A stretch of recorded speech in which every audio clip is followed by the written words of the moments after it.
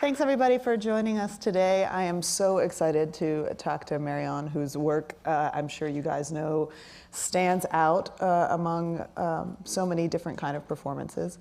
I think most US audiences got to know you after seeing you play Edith Piaf in La Vie en Rose, which kind of took the world by storm. You know, you wound up winning an Oscar amongst many other awards. Can you tell me a little bit about how your life changed after that, when you came back to Paris, after the whirlwind of, you know, being in LA? Talk to me about what happened then. Well, actually, I didn't go back to Paris. On the next day, I went to Green Bay, I think, yeah.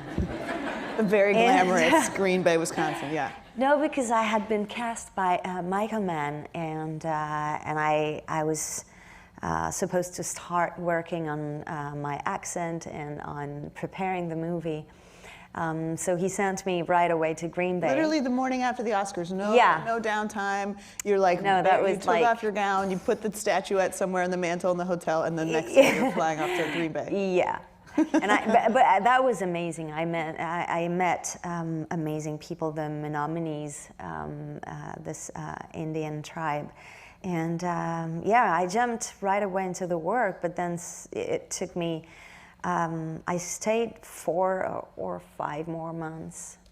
And then, yeah, and then I went back home, and then I started working again on Rob Marshall's movie. So I actually got to Paris like 2 weeks ago. That's true. So did you have a sense that, I mean, obviously you were cast in the Green Bay, Wisconsin movie before the whole Oscar thing happened, but did you have a sense that it made an impact on your career, on your personal life? It's such a whirlwind, that whole process, that people sometimes wake up 9 months later and think, what did I do for the last year?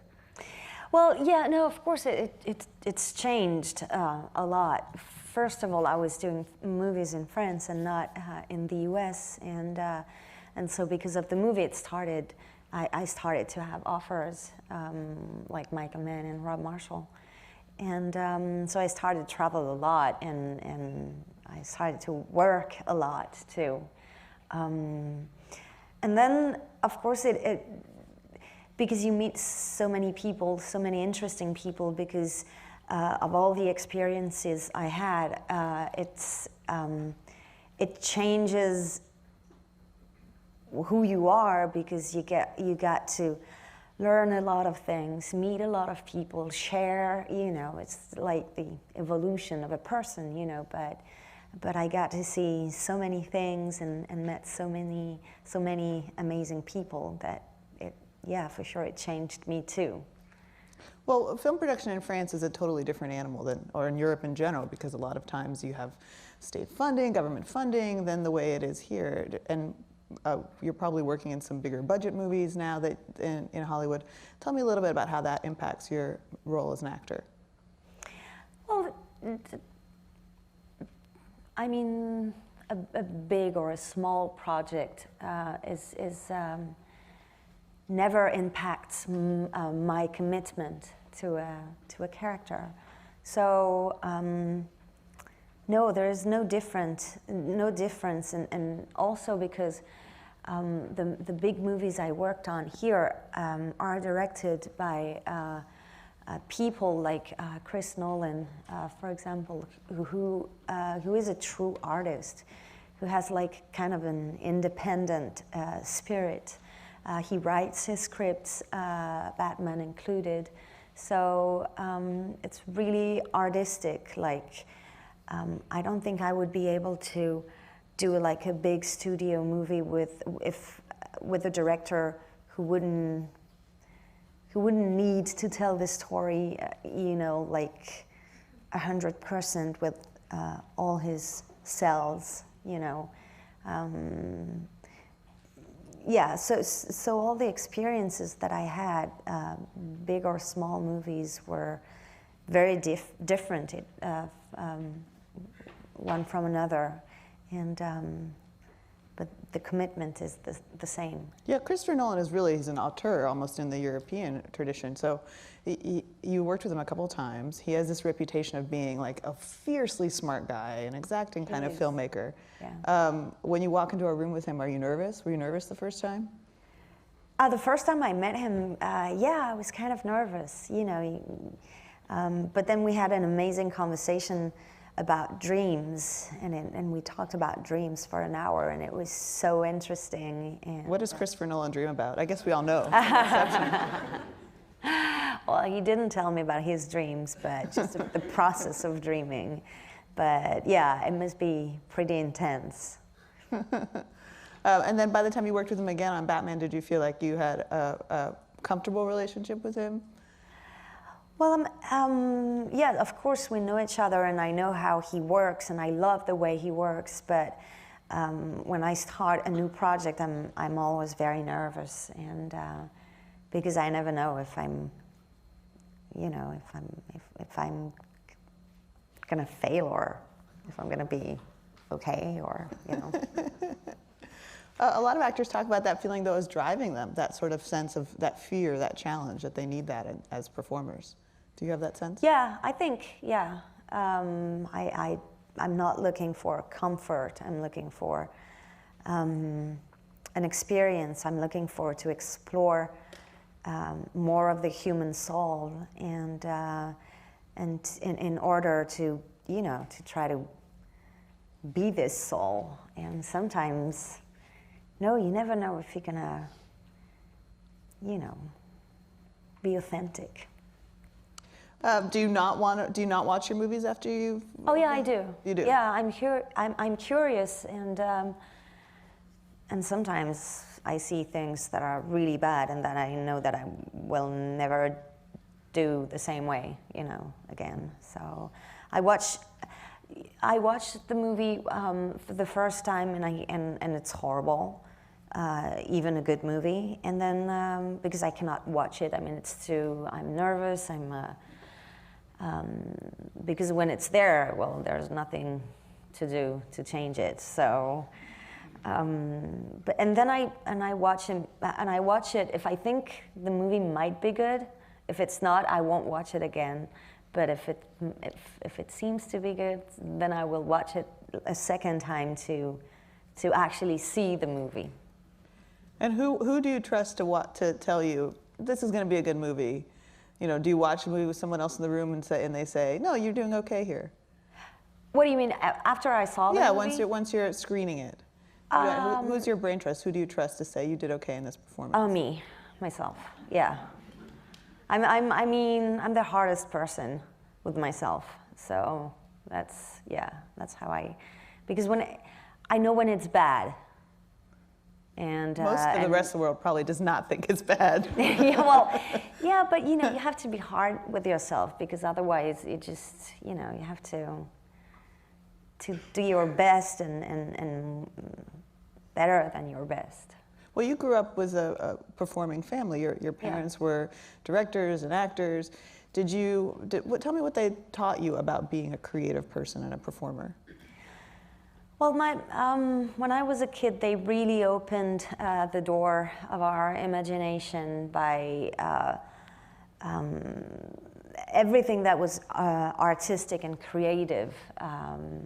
We experienced it, and but then my parents also told me that being an actor is not just showing up and like learning your lines and showing up on stage and being on screen. It's a very long preparation. It's a lot of work, and very early on, I had this notion of if you don't work, then you will dry in a way, and I love working. I love spending a lot of time before a movie to prepare, to get to know this person, to, as I said before, explore the heart and the soul of this person. And I love doing that. So when you're talking about the character preparation, some actors, everybody kind of marks up the script. Some imagine the backstory. They write letters in character to the other characters. Do you do this kind of things, or do you just? Well, yeah, sometimes. But the thing is, I never work the same way. Every movie is very different, and it's the project that is going to tell me how to approach the role, how to work. I don't have like a very specific method, and that's what I love too. And it also depends on the director you work with, how much he's involved in your preparation, or so I always start fresh with nothing planned, and then when I dive into the work, then it's kind of organic. It's created, by itself in a way. I don't know. But for somebody for Piaf, that's somebody with a really well-known history, especially in France. So that's got to alter the way you approach it, right? No. And I choose a very special way of working, of preparing this movie, because I wanted to. It's kind of hard to describe. I've never experienced either the body language or the voice before being on set. When usually you could think that I did a lot of research about the body and I tried a lot of things. My approach of the character was in a total different space, and which is basically I tried to make enough room inside of myself to let her in. So it's kind of vague, but that's what I did. And the first time I heard this voice and I felt something in my body was the first day on set, which was very risky because, I didn't simplify things. And I remember a week before we started shooting, I was freaking out because I was like, and if all that work, which is kind of hard to describe, didn't work, if I show up on set and nothing happens, it was like as if I had put if I was like a cocktail, shaker. Yeah. And I had put a lot of things in it, and I shaked and I shaked and I shaked, and then when you open the thing, it's just like disgusting. It's, so I really freaked out. And then a dear friend told me, but why do you want to be ready when it's not time to be ready? You're gonna be ready. You work I worked 4 months, but and it took me a few days to really find my marks and my place in the character, but then I got it, and that was really amazing. The first time I heard this voice, the cocktail started to taste good. So, but then you lived with this voice. How did Edith get out if she got all the way in you like that? Well, yeah, it took me time. It took me a lot of time, and it was really weird because I had heard actors before saying that it was really hard to, to go away from this person, and I had always thought that it was weird because it's a job. You do your job, you go back home, and you go back to yourself. And then 8 months after I finished shooting, I was still there with this heavy, I don't know, it became a burden because I just wanted to go back to myself and I just couldn't. I mean, I was normal. I was not. You weren't like singing for your groceries. My friends and family would have put me in a hospital much. I mean, sooner than like waiting 8 months. But something was still. I was carrying something that didn't belong to me. I knew it. But yeah, and I was ashamed. It was horrible. But at the same time, it was one of the greatest experiences that I had as an actress. So What did you do when you realized you weren't carrying that burden anymore? I slept. I slept for a long time. No, but seriously, I started to travel. I went to Peru. I went to the rainforest and just to try to, see things that only my eyes will see, and not another person, which is really weird. And then I came back and I went back to normal. I just went back to normal. That was the only time that happened to you with a character. Do you know? Do you know? Oh yeah, but now I know. I know that there's a way out, not very far from.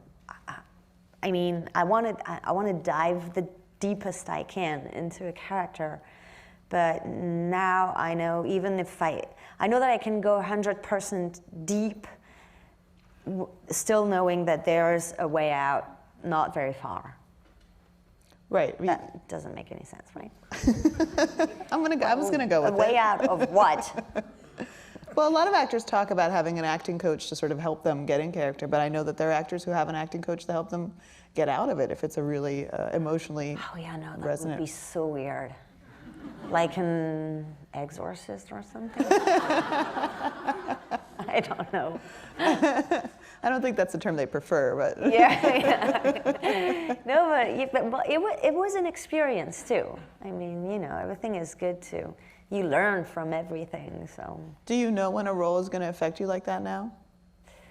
I don't know. I was with Stephanie in Rust and Bone. I knew that she was, the evolution of her, of who she is, really starts from a very cold and kind of violent person to someone who's full of life. So I knew it would not take me, to some places where it's, it hurts. But I don't know. I didn't know. No, not yet. I guess I don't know. I'm going to stop saying I don't know. Well, let's talk about Rust and Bone. I don't know if you guys have had a chance to see it, but I hope you all do at some point because it's terrific. So since some of you guys have seen it, I'm not going to worry about saying any spoilers. How do you handle that? Can you talk about what happens in the movie? I'll let you talk about it. You tell what happens. Whatever you want to say. Well, it's a love story, a very special one, and about two people who hit the bottom in a way, and I guess when you hit the bottom, you have two options. Either you give up on depression, you give up on life, or you face what's left, and what's left usually is just yourself. And it takes courage, I guess, and then it opens the door to life. And when you open the door to life, well, love can happen, and that's what happened. That was very long. I'm glad I let you. It's a love story. Yeah. It's such an unexpected movie. I mean, it's probably especially for sort of typical American audiences. When you read the script, it takes so many unusual turns. Did you think, well, how is this going to work on screen? Or did you think, I'm going to go with it? Oh yeah, no, I thought right away. Jacques Audiard is, all his movies are very, very, very special stories. And so I really expected something special and unique. I didn't expect a love story though, but and that made it even more exciting. No, there's a lot of poetry in his vision of reality, and I loved it right away. But this one, you said you said you didn't have time to prepare. Normally, you take this long rehearsal process, this long prep time, and you didn't have that for this one because you were coming off another movie, right? Yeah, and when I've always wanted to work with him, and when the project arrived, I had no time to prepare. I mean, such a short amount of time, and but he was kind of irresistible. The only time I had was for the shooting. It was like that. The window was that tight. And was it a short shoot? It was 2 months, so it's not that long, but and so I thought, okay, I really want to do this movie. Can I? Maybe it's a way to explore a different way of working, and Jacques usually needs a very long period of time with the actors, and it was kind of hard not to be able to offer him my time. But then I was lucky enough that he still wanted to work with me, even though he would have to change the way he works with me. And I really wanted to work with him, so I thought, well, we're gonna do with what we have and what we don't have. And I'm glad we did it, because yes, it was a different way of working, sometimes frustrating, especially for Jacques, because he wanted to work with me more, but then also it created a tension that was very interesting to explore for this movie. Do you remember what your first scene was? Did you start? Yeah, I think it was the hospital scene. Really? Yeah. Where you discover after the accident? Yeah. Like first day of shooting, you showed up and you had to play, for those of you who haven't seen the movie, I'll just go ahead and spoil it a little bit. Your character plays someone who loses her legs, both her legs, in an accident. That is one of the most breathtaking scenes that I've seen on film. Yeah, that was I never seen that job as a challenge, but that was kind of challenging, because how do you react when you wake up and you have no idea where you are, and then you wake up and then your legs are gone.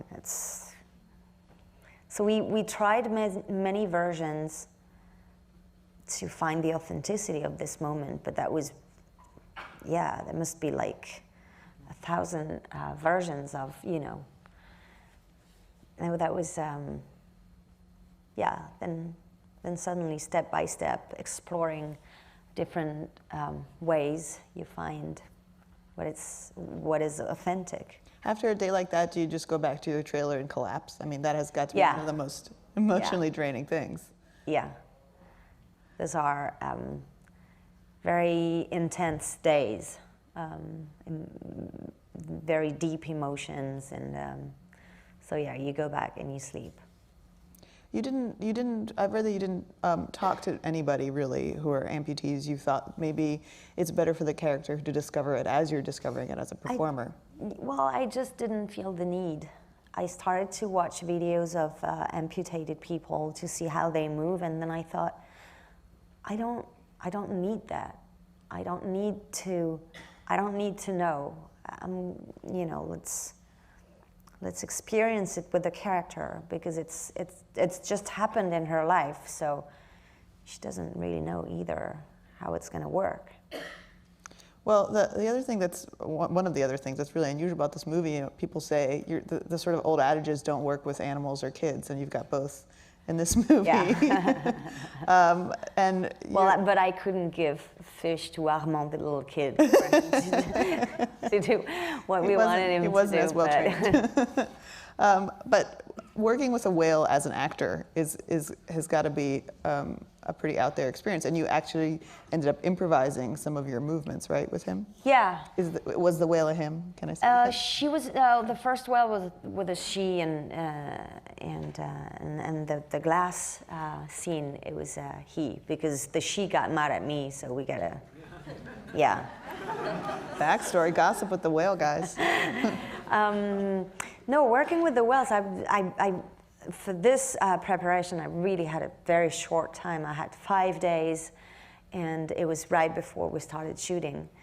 And it was, I mean, actually my biggest difficulty was to go to the Marion land, because I don't like Marion lands, and to see those animals as what they are, wild, magnificent animals, and not human toys, you know. And actually, when I started learning the choreography, when they would actually do what I wanted them to do, I was horrified. I was like, this doesn't make any sense. I'm like playing with this huge, magnificent animal in a swimming pool, and I'm fitting him. And when I ask him to flip flap, he does it. It's this is something that I don't really understand, you know. But then we rehearsed this scene at the glass, and it was not a choreography. It was just improvisation, and then I felt a very strong connection with the orca. So for you, the challenge in this movie was not so much playing a person who's amputated, but in dealing, or one of the challenges was dealing with your own sort of judgment about the character. Yeah, no, not judgment about the character, because I have no judgment on what she does, but me as who I am as a person, I cannot stand Marion lands, and I don't understand why we do that, but no, but it was just me. Do you have to like your characters? Well, I've never been in a situation where I don't like my character, so I don't know how to answer this question, because I don't have the experience of, but I guess you have to, a little bit. Even when you're playing like a villain, a Batman baddie?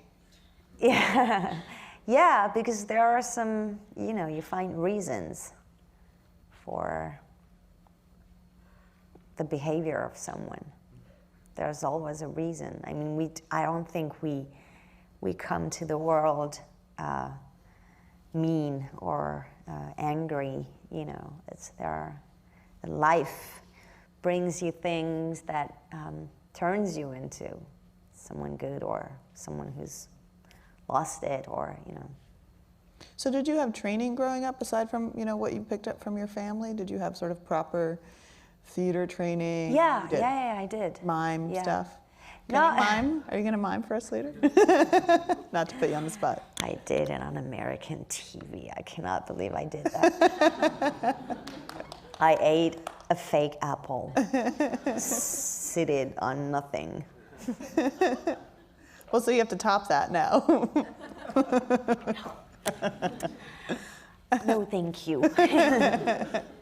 I did. I worked with my mom and with my father, and it was hard at the beginning. But then, and I worked also when I started doing movies.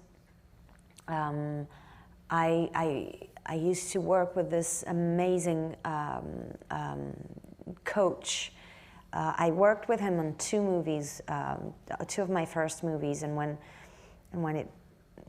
I started thinking about who I should work with for the preparation of La Vie en Rose, he was the first person that came into my mind, and I learned a lot from him, a lot. Talk a little bit about what an acting coach does, because I think people are familiar with like a voice coach or a movement coach, but acting coaches really govern sometimes how you approach the character altogether. Yeah, but I mean, it's like a director, and acting coach will have one acting coach will have a total different method than another. So, and with him, I worked 3 times, and the 2 first times it was kind of a method, and when we worked on Edith Piaf, he reinvented totally his way of working, so we learned, both of us, a lot. So it's kind of hard to describe, because it's really complex. You do a lot of things, and it would take like an hour to explain all this, and sometimes it wouldn't even make any sense. Like the work I did on La Vie en Rose, I cannot even explain it. Do you talk about it with other actors? No, not really. No, not really. Some people that prefer to keep their sort of process private.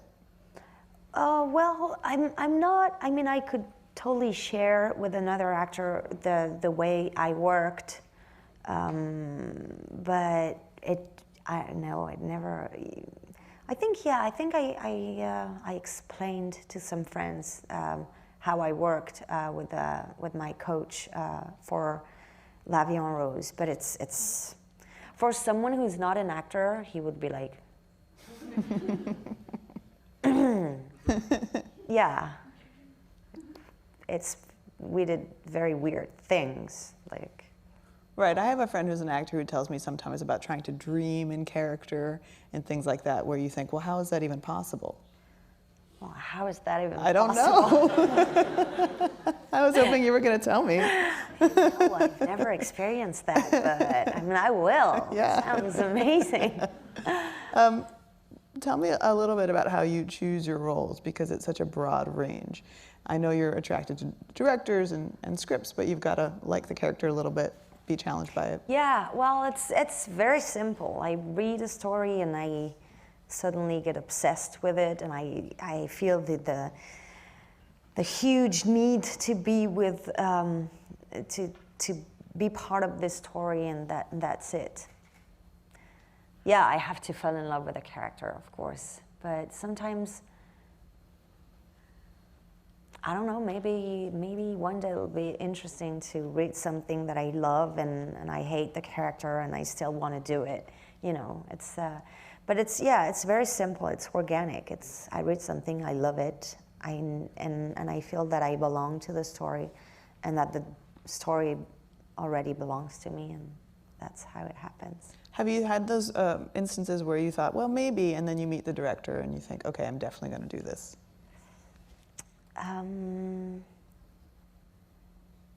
Yeah, but that was not the best experiences. Oh, that was one of the movies you only watch once. Yeah. Yeah. All right, I won't ask you to name it. No. You can whisper it to me later. Watching the clip reel, I was kind of struck by all the different, you've aged on screen, you've played somebody with disabilities. Is there anything that frightens you about how you might appear on screen? Physic? Oh, yeah. no, I don't care. I don't know. That's a very rare position for an actress to be in. I don't know. I love transforming myself. I would love to play like a monster, for example. Yeah, because I mean, you have everything to create.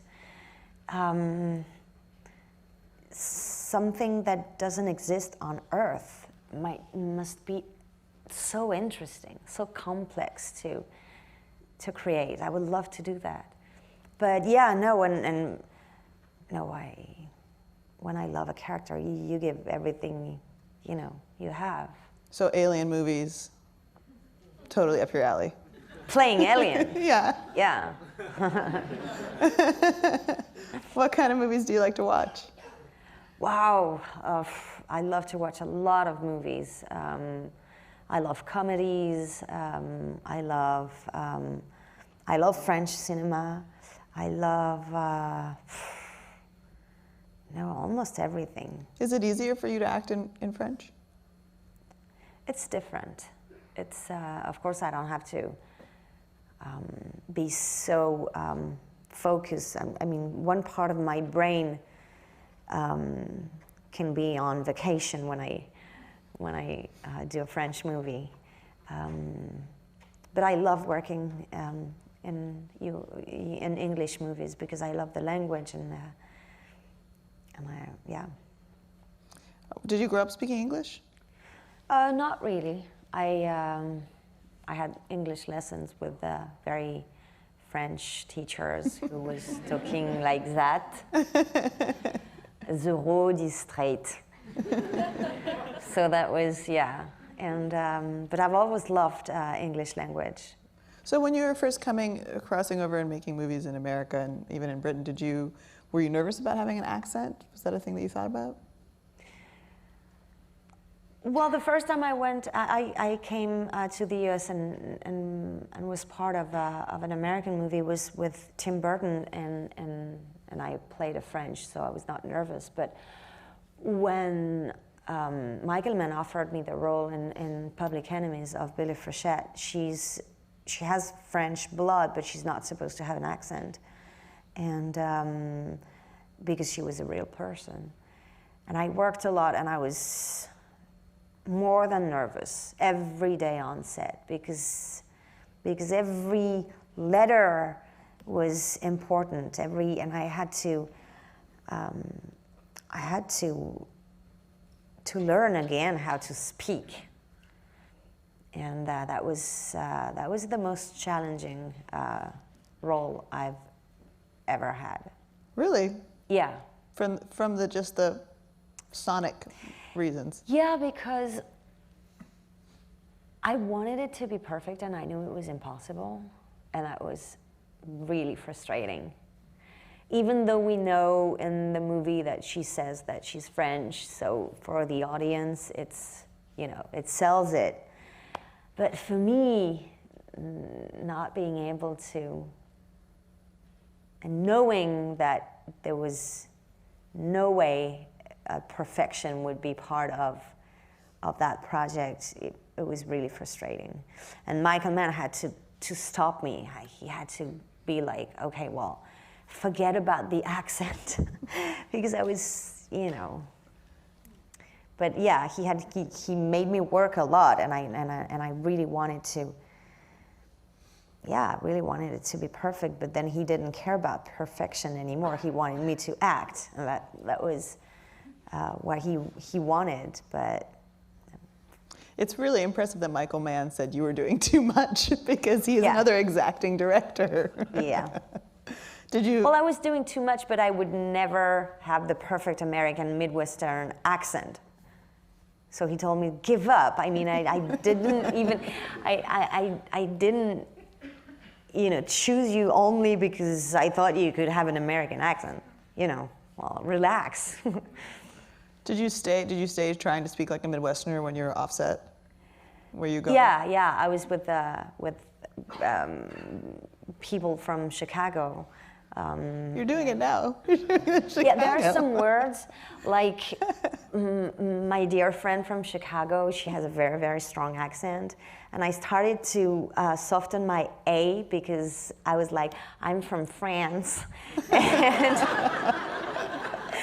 I have like all the words that were in the script and for my character were tinted with Midwestern accent, so it was really weird. I started to, and I worked on other accents since then, but yeah, when I finished the movie, and what do you want? What do you want? And all the A's were. I cannot do any accents, and I'm Russian, and I should be able to do like the accent of my own family. It's a lot of work. It's a lot of work. You just have to try. You cannot say that you cannot do it if you don't try. Are you calling me lazy? No, no, but you have to have a goal. I mean, I'm talking about when an actor. I always think I won't be able to do something, but then you just work, and if you're lucky enough and you work enough, you might be able to do your Russian accent. You might even be able to do a French accent. Maybe, peut-être, maybe. But I feel like it would be thrilling to be able to do accents because I would bust that out all the time, just like in conversation for jokes. I'm very bad at getting an accent, like right away if I want to, even with French accents, like the South or the North, we have, like here, different accents. I'm very bad at it. I need to work, otherwise everything becomes kind of Chinese. It's terrible. Like even Swiss accent or Belgium accent become Chinese. So for you, the voice has got to be a key part to the character. Are you one of the kind of performers that thinks about costuming, makeup, that kind of stuff too? Yeah, of course. Yeah. And the voice is very important. I love finding a different way to speak, because it tells a lot about, everything that is the body language, the way you talk, the way you laugh, the way you cry, the way the way you are is a reflection from what you have inside, your fears, your love, but everything will affect the way you walk, the way you talk, Do you have the sense that you know characters fully when you're wrapped with a movie? Most of the time, but for example with Rust and Bone, when I read the script the first time, I thought she was so mysterious, and we could have taken a total different direction with this character with the same script. And she was a huge mystery. And I started working, and I started to try to understand who she was, and I understood what I needed, and I understood also that I didn't have to solve the whole mystery that she was, because mystery is part of her. So I have to say, when we wrapped the movie,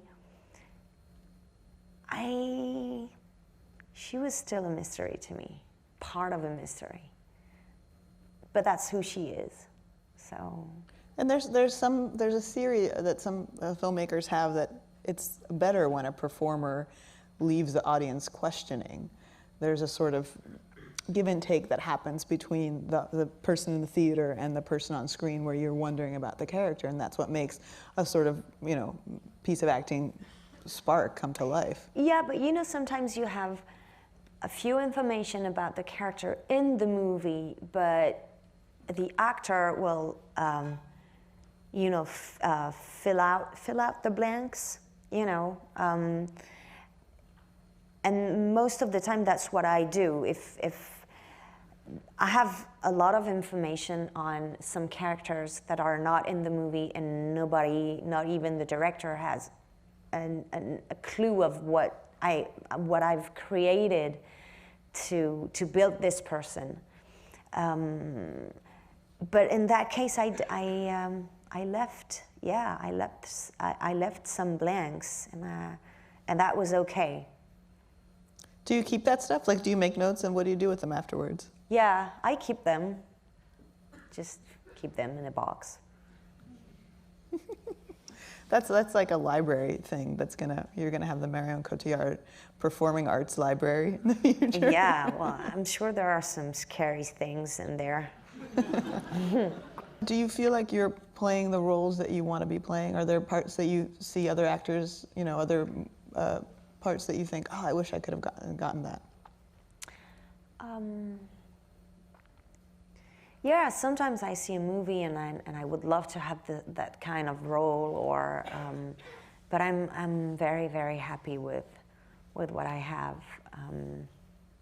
because I'm very lucky to have very a diversity of offers and things that are very different from what I did before, and so no, I'm really happy. Are we going to see you sing and dance somewhere on screen?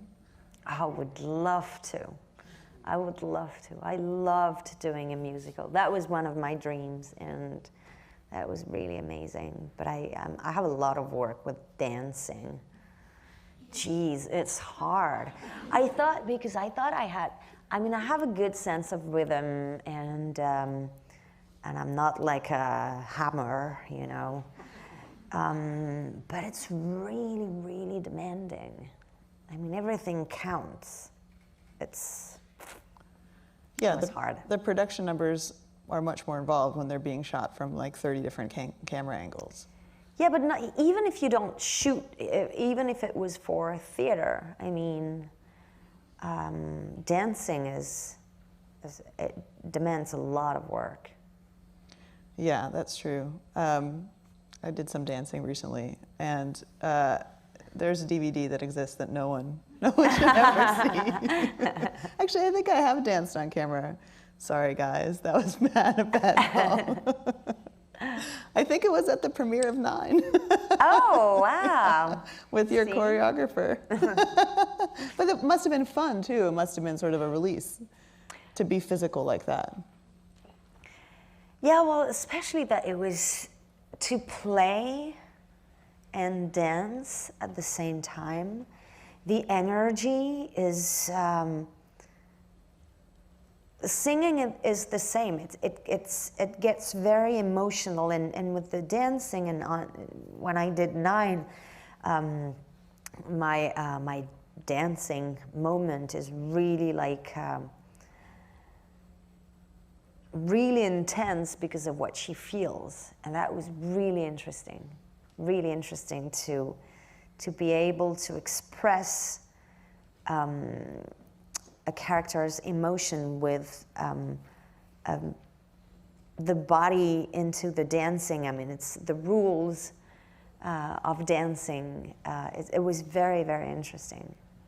What do you hope somebody takes away from a movie like Rust and Bone, for example? I could never answer this question, because what I take from a movie is very personal, and no, I was never able to answer this question. So for you, you don't think that, you think you're having a different experience than an audience member?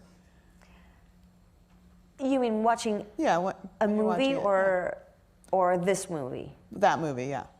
Well, yeah, of course. It's when you're involved in a story, it's really hard to take a step back, and but even with, I mean, any movies, I think we all have our own experience with the movie, and so that must be different for each person what you can take from a movie. You're going to be working with your partner, right, in a movie coming up? Yeah, we did. We shot it already. Oh, okay. Can you tell us a little bit about that? We shot it here in New York. It's called Blood Ties. It takes place in Brooklyn in the 70s, and it's based on a true story of 2 brothers. One was a cop, the other one was a bad guy, and that's their story. And it's a beautiful story. So, do you like working together? I love working with him. I think he's an amazing director, and I would love to work with him more. But don't you guys control that? Yeah, well, yeah, but you know, you have to find a good story. You have to, but yeah, we will definitely. I mean, I hope. I mean, I'm gonna beg him. So you're gonna do. I think you might have some sway. So you maybe do like a musical Alien. Yeah, go ahead. I was hoping you would help me write the script right now. I don't know about that. I'm gonna have to talk to him about it. I don't know. So do you have burnout? You've been talking so much about how much you like working and how you like going from project to project. Do you ever feel exhausted? Yeah. I was, I became a mom, and before my son was 1, I did 4 movies. And I had him with me all the time, but still, it was insane.